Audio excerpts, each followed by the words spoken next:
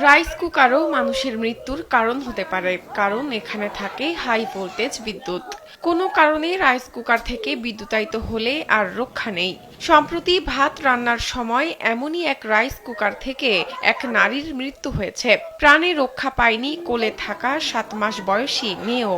Current ওই ভাত খুলতে যাই বোধহয় কারেন্ট খুলেনি, ওই অবস্থায় চামচ মামচ নিয়ে পড়ে রয়েছে, সেই সময় আমরা দৌড়ে নিয়ে চলে আসি। প্রত্যক্ষদর্শীরা জানান, বুধবার সকালে নিজ বাড়িতে রাইস কুকারে ভাত রান্না করছিলেন সেতু খাতুন নামে এক নারী। রান্নার সময় তিনি বিদ্যুতায়িত হয়ে মাটিতে লুটিয়ে পড়েন।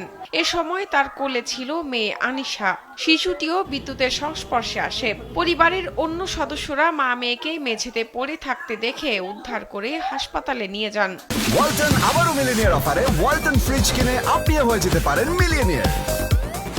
মারা গেছে, আমরা এই ঘটনা পরে জানতে পারি, আমরা সদর হাসপাতালে নিয়ে আসি। মারা গেছে আমার ভাইয়ের বিটার বউ আর পুতনি।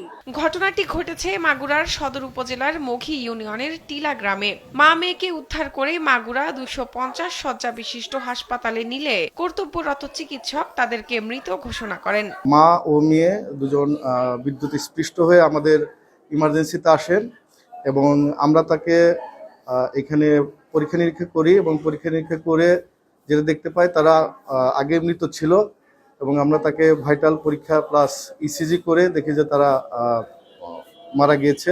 এই ঘটনায় মাগুরা সদর থানায় একটি অপমৃত্যুর মামলা হয়েছে বলে জানান মাগুরা সদর থানার ভারপ্রাপ্ত কর্মকর্তা আয়ুব হোসেন। শাহনাজ পারভিন, কালবেলা।